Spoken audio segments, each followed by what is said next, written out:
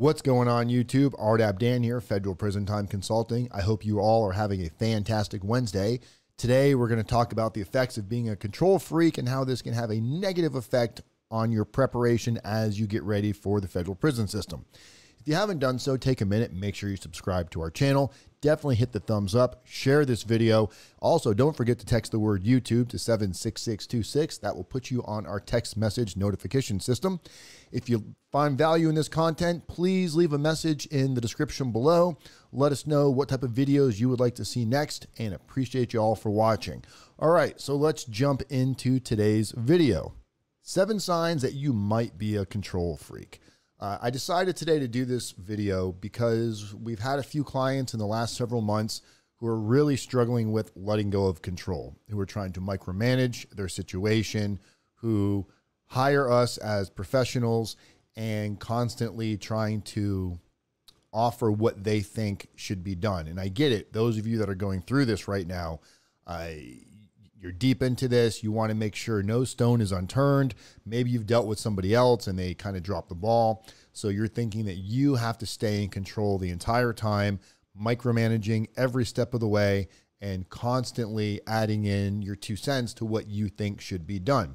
So how can this have negative effects on your situation from entering the prison system?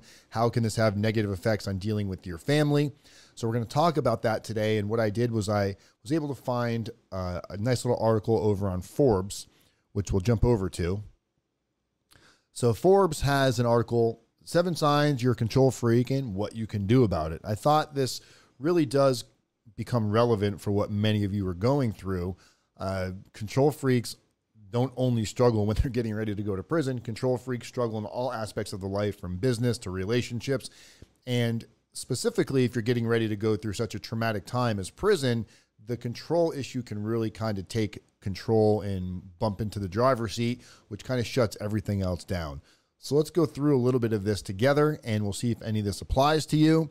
And then we'll talk about how we see this adding problems to current clients that we're working with. And you can see if any of this actually applies to your situation and what you might be able to do about it. This was written by Amy Morin, and Amy Morin says, many of the people who enter her therapy office with depression, anxiety, and stress-related issues have one thing in common. They spend a lot of time on focusing on things they can't control. They worry about what others think, waste their time imagining catastrophic outcomes. They're busy people, but they don't feel effective. And that's because they're putting energy into the wrong places rather than controlling their emotions. They're always trying to control their environment. You know, we talk to people often about try to control on what you, or try to focus on what you actually have control over. You know, what you're thinking, what you're feeling, what you're doing, not so much on what everybody else is doing and controlling on what you want the outcomes to be. You're not really going to be able to dictate this.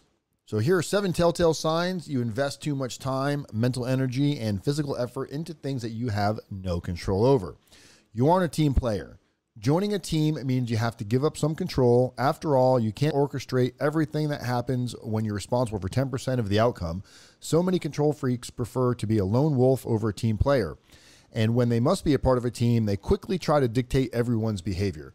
So we see this a lot with clients, maybe not excessively, but we definitely see it spilling over where whether somebody's hiring us for narratives, reference letters, preparing motions for compassionate release, or preparing motions for early termination, or preparing motions for extending somebody's self-surrender. You're hiring an expert to guide you and to advise you as to what should be done. And throughout the process, for an example, say you're hiring us to write a motion for compassionate release. We'll go through you with Q&A. We'll ask you all of the important things that we need to know about in order to best write this motion, in order to create the best possible outcome with this motion. And a couple of days into the motion, we'll start getting emails and text messages. When's it going to be ready so I can review it? Do we want to add this? They'll start adding more and more that they want added to this motion almost on a daily or bi-daily basis, to the point where the motion's never going to get completed if you're constantly wanting to add every single thing that you think is going to be important to this motion, instead of trusting the process and allowing the professionals that you've hired in order to create this best possible outcome for you. It's going to be your job to initially hire somebody. It's going to be your job to initially vet somebody. And once you've vetted somebody and you've made a decision on this is the person I'm going to hire, you're going to have to give up some control and allow this person to work their process through. If you're going to interrupt every couple of days and change the process and want to add this or want to take this away without ultimately seeing a first version of a completed outcome, the motion may never get created, and you're going to create a lot of banter going back and forth. So as my job as a consultant and a professional, especially if I'm hiring other professionals to work with me to create the outcome that you're desiring, I'm going to have to be assertive in letting you know that this is not how the process works. Granted, you're the client paying me for a service, but that doesn't mean that I have to give up control and allow you to dictate how we're going to do our job. This problem can be created twofold. A, if you're going down this road, and B, if I'm very passive about this and I don't step in and say what needs to be said and just allow you to banter on about what you think we should be doing, this can create a back and forth ongoing, you're never going to be happy and we're never going to be able to please you. This is one of the reasons why I say not everybody is going to be a good client for what it is that we do. You have to allow whoever you're working with, and this spills over into relationships as well. This spills over into working relationships. This spills over into professional relationships. You're going to have to allow the people that you're hiring. You're going to have to allow your spouse, your significant other, your best friend.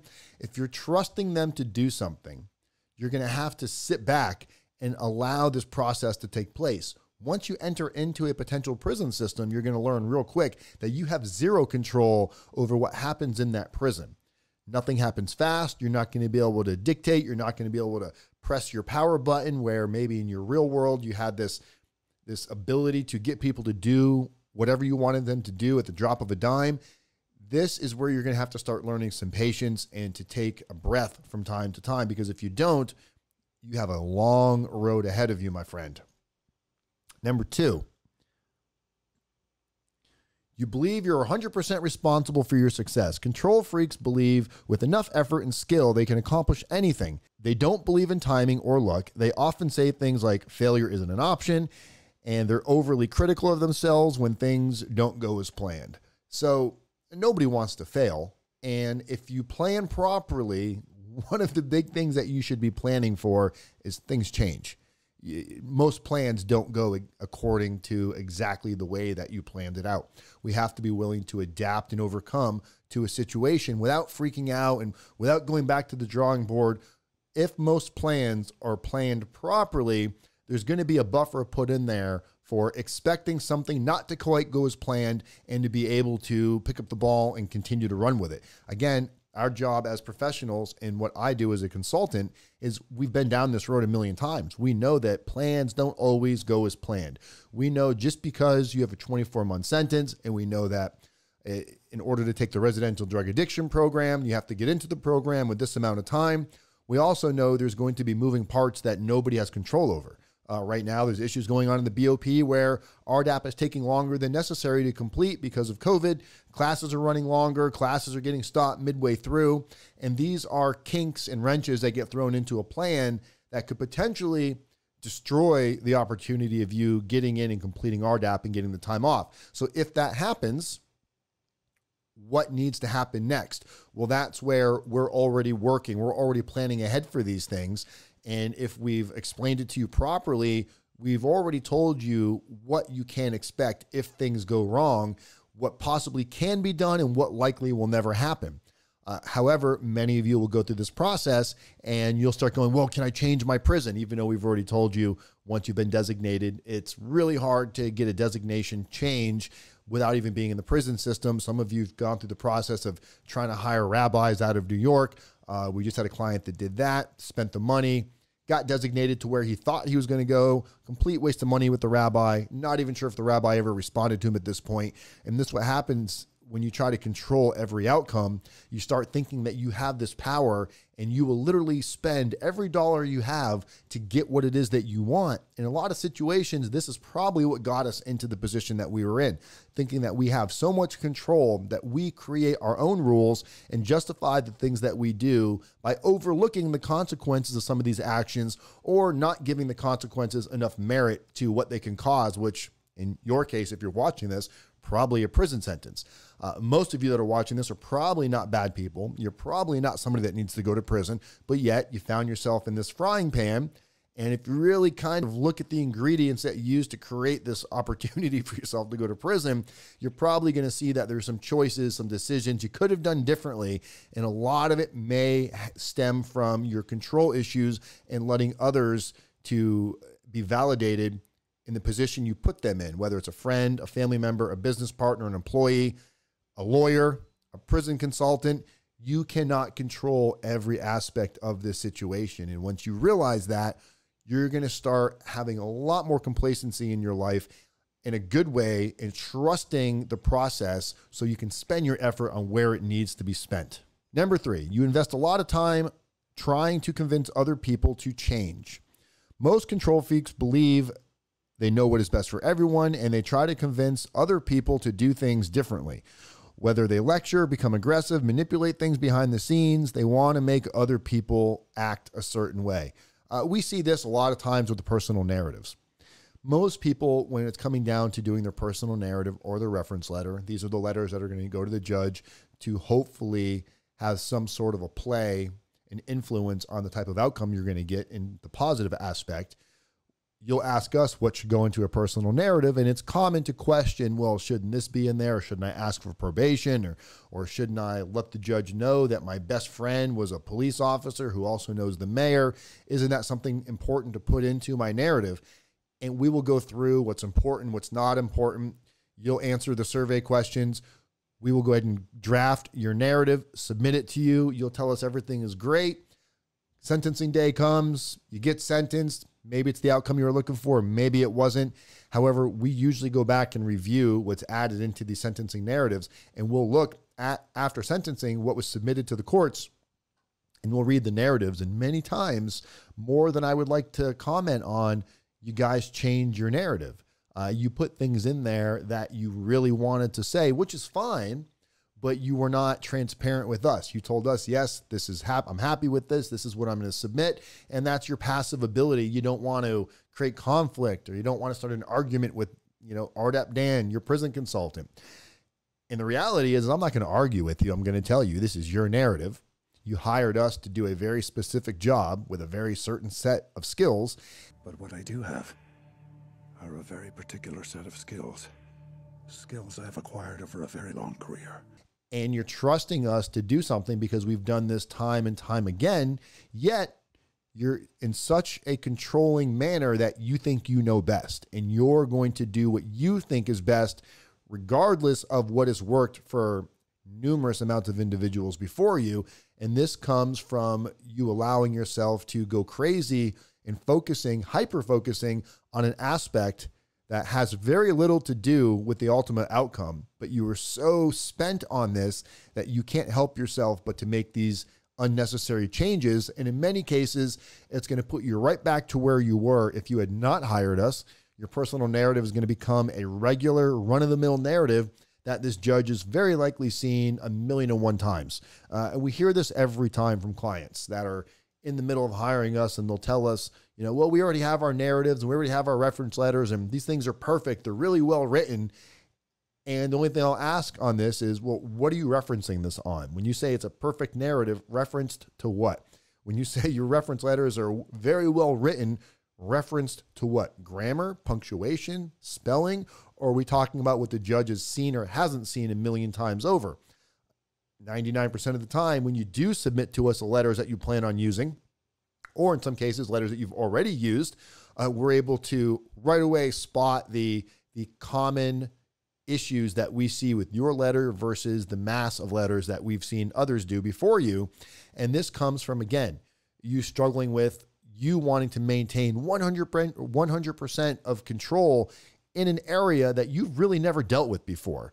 Maybe your attorney gave you some little template, said, write this, or your attorney told you these letters are great. Most attorneys are not experts in narrative and character reference letters. Most attorneys may even tell you ultimately that this has very little variance on what the judge is going to ultimately do. There could be truth to that, but we've also seen several occasions where these letters have had huge impacts, good and bad, at a sentencing. So your job, again, if you're hiring somebody as a professional and you're going against their advice and you're doing this on your own anyway, you're wasting your money and just telling yourself that you're doing everything you can do just because you spent money on a consultant, but you're still going to dictate every aspect of what you're doing. You're going to yield an outcome as if you hadn't hired anybody. You're hiring us to rely on us to do our job, and that's where you have to take a back seat.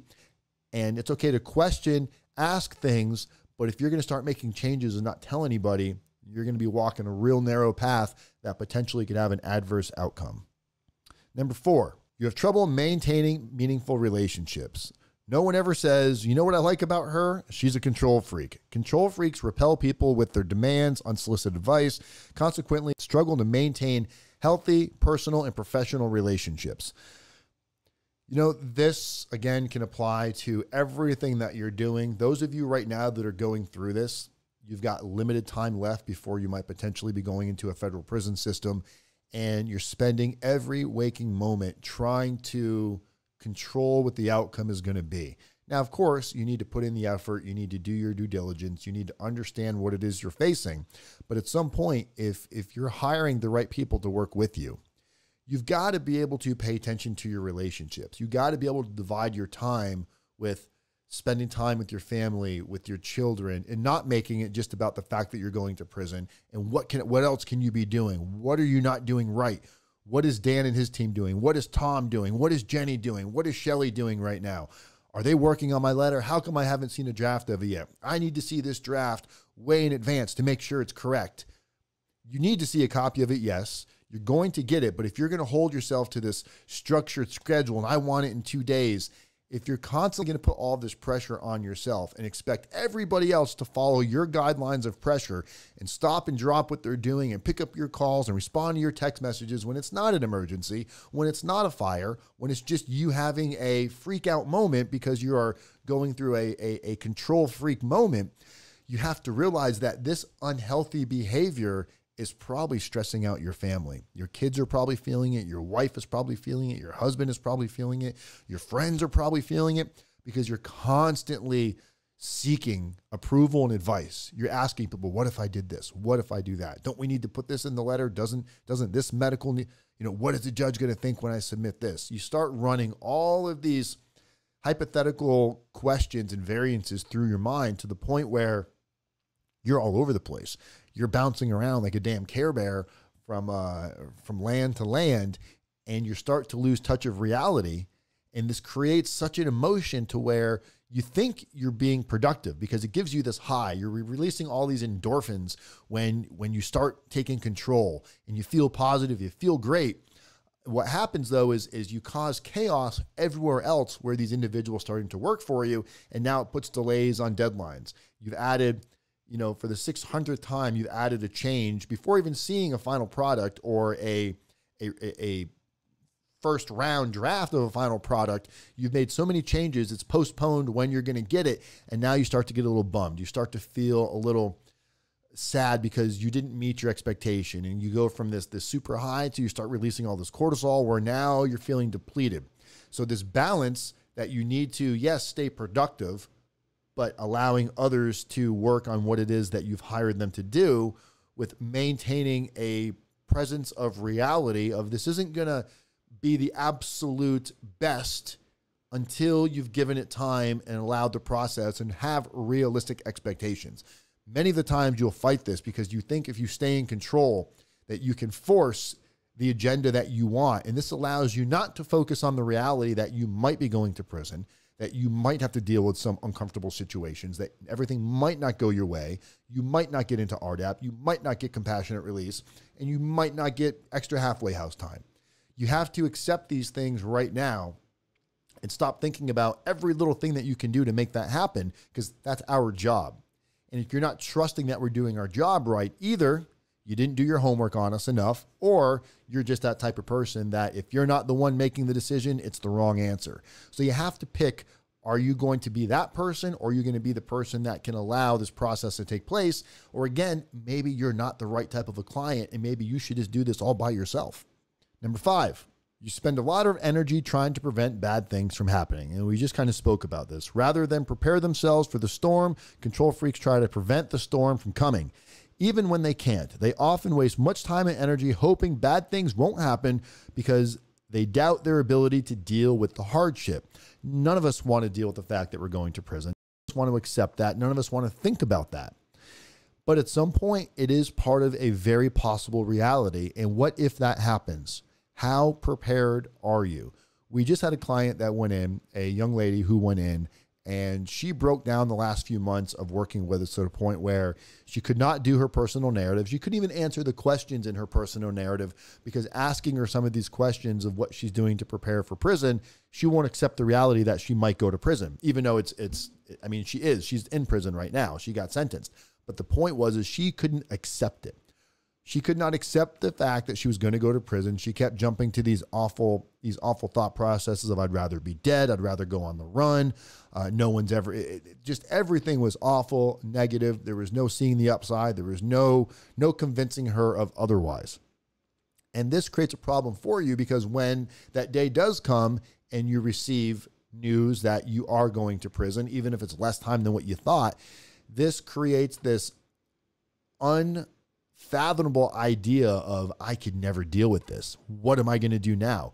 It's literally like jumping from hot water to cold water. You have given yourself zero time to warm up to this idea and prepare yourself and kind of slowly raise the temperature to what you're going to need to do. It's never going to be like, oh, I got sentenced to prison, I'm ready to go. But if you're not working on how you're going to deal with this when it happens, and then when it does happen, you're completely caught off guard.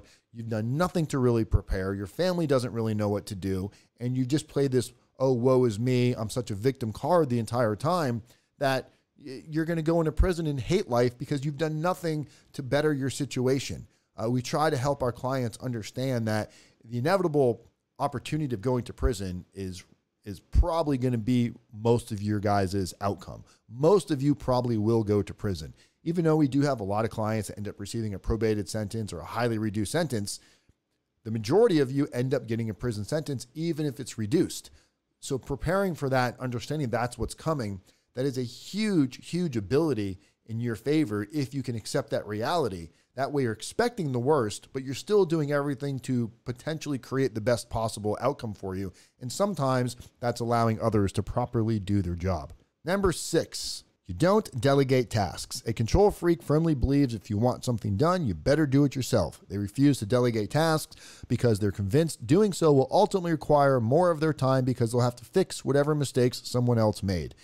If they do delegate, they insist on micromanaging every step of the way. We see this with many of you. I'm not going to say everybody. Most of our clients have some kind of issues when it comes to being control freaks. Some are very minor. Some are very manageable. Some you can have the conversation once or twice and they'll kind of put themselves back in their place and let us do our job. But other ones, many of you really struggle with this to the point where even once you hire us to do a certain job, you're right there overseeing everything as if you know what we should be doing better than us. And I understand this. I've struggled with this myself in the past, and it's really hard to give up that level of control when somebody else's future is potentially in your hands. Only thing I can tell you on this topic is when you're hiring somebody, that is the time you ask these questions. You look at research, you talk to past clients of theirs, you look at their track record, and you have to realize that you're not a consultant. And sure, if you were to go become a consultant and put in your time and effort and deal with a couple thousand cases, maybe you'd be better at this than we are. And you would be the person that you would hire for yourself. But you're not in that situation right now. You're not a prison consultant by trade. You're not going to know what's better for you. Now, you're going to know if things are going wrong because there's no communication, no one's returning your calls. That's not what we're talking about here. But we're talking about you thinking you have to delegate every step of the way on what should or should not be done against whatever process is already in place, not trusting our process to be best suited for you. This can create issues all across the board for you, to the point where you can actually end up creating a separation from either your attorney, your consultant, other individuals you may be working with or living with, your relationships. If this is something that you can't see as an issue, even after you're watching this video right now, if you're not identifying that this is a problem you have, but others have maybe told it to you before, I'm telling you, you have to really find a way to get control of this. Maybe reach out for some help. Maybe start asking your friends and family, do you do this? And if you are doing this, what would they like to see you do differently? You can't just assume everybody's going to come say, hey, you're acting like a control freak. Stop it. Some people can't be that assertive. Some people will just let you do it, which is more detrimental because now it's just creating more of a problem, and they're almost kind of like offering you the ability to do this. You don't want people to be enablers. So it's going to be up to you to voice this to them, to let them know that you think you might be struggling with this, and what would they like to see you doing a little bit different, so the relationship can kind of tighten up. You're going to have to take some accountability and realize that this might be something that you're doing. Number 7, you lack compassion from people who make mistakes. Since control freaks believe success stems solely from talent and effort, they lack compassion for those who struggle. They view mistakes as signs of laziness or stupidity, and they think everyone should succeed regardless of their circumstances. Not everybody is going to be as assertive and direct as you may be in your line of work, in your line of relationship. And now hiring a consultant, hopefully you're not hiring a consultant that's lazy or not putting in the effort. But if somebody tells you, hey, we're planning on having the motion done, let's say Tuesday or Wednesday of next week, and Monday night, you're like, hey, is the motion done? Is the motion done? Is it done on Tuesday? Tuesday morning, is the motion done? Is it done? You got to realize that, again, things might change. Maybe some of the numbers in the BOP changed. Maybe the dynamics of your situation slightly changed, which is going to create a little bit more effort to go into something. Or maybe the professional working on this found some additional information that they want to add to it. And unless you're on a time crunch to where this thing needs to be submitted in a day or two of that date, it's okay for a schedule to slightly change from time to time, as long as it's not something that's going to cause you to believe that you were either taken advantage of or the motion isn't anywhere near being done. There has to be a level of honesty and transparency, but you have to have this system of balance to realize that not everything is going to happen exactly to your schedule and exactly to the calendar. When we give you an estimated date of completion, that's an estimated date. We don't know what's going to pop up between now and then. Emergencies on your side, emergencies on our side. The one thing that we can count on is change is always going to be thrown into the mix. Most of the time, I don't care what a client is hiring us for, there's always going to be some sort of a situation that nobody accounted for, or something that changed, threw a wrench into the game that we have to work around. We have to be willing to adapt and keep moving without getting upset and without allowing fear to take over and now thinking that this whole thing is going to fall apart. I spoke to somebody today that, there's a lot that needs to happen for the perfect storm in his situation. And there's a lot of hurdles that still need to come across. There's a lot of bumps in this road, to the point with, because of COVID, a short sentence, to where he'll make statements going, well, man, everything might fall apart. All my options might fail. It's like, yeah, that's an opportunity. But if you're going to sit here and focus on how everything might go wrong, no one's saying you should say, well, everything's going to go right. We have to say, well, if this doesn't work, but this does, you're putting in the effort. We're putting in the work. You're doing things that the average person is not doing. You're putting in the energy. And we talked about this. If you do the right things for the right reason, you put in the right amount of effort, you allow people that you bring on to your team to do their job. And yes, when it's done, you review it. If you have questions, if there's a mistake, if there's something that should be added, of course, we want you to bring it up. We want to talk about it.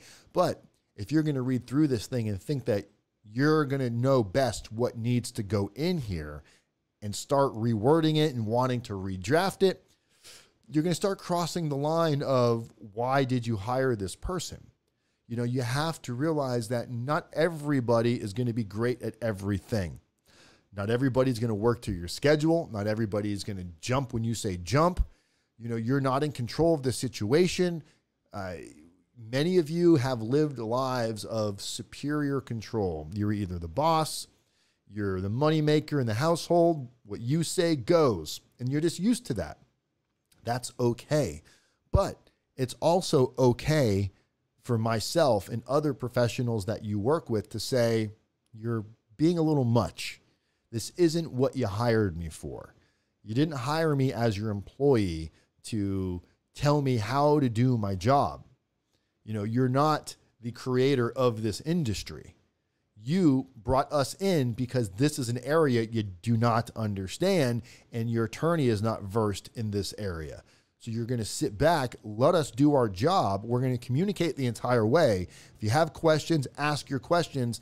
Fair game, yes. But the minute you start to become a dictator of what we should do, when we should do it, now we're getting into the level of, are you the consultant or am I the consultant? So this video is extremely important for those of you that are going through this right now, because in order for this process of working with us to really have the ability to create the best possible outcome for you, that means you're going to have to give up some control and realize that maybe you are a control freak. And if you are, we can work with that, but you have to accept it. You have to understand it. You have to see it. And it might take a couple times of going, you're doing it again. You're controlling, and that's okay. Because if we can talk about it, we can correct it. If we can correct it, we can move past it. And if we can move past it, we can move mountains. That's all I got for you guys today. I'm RDAP Dan, Federal Prison Time Consulting, People Helping People, Communities Method, one day at a time. Everything you saw in today's video is also in the link of the description of this video, so feel free to go click on it. Don't forget, subscribe, like, share. Please leave a comment below. Let us know what you want to hear about next. I'll see you guys in a couple days. Everybody, be safe. People Helping People, Communities Method, one day at a time.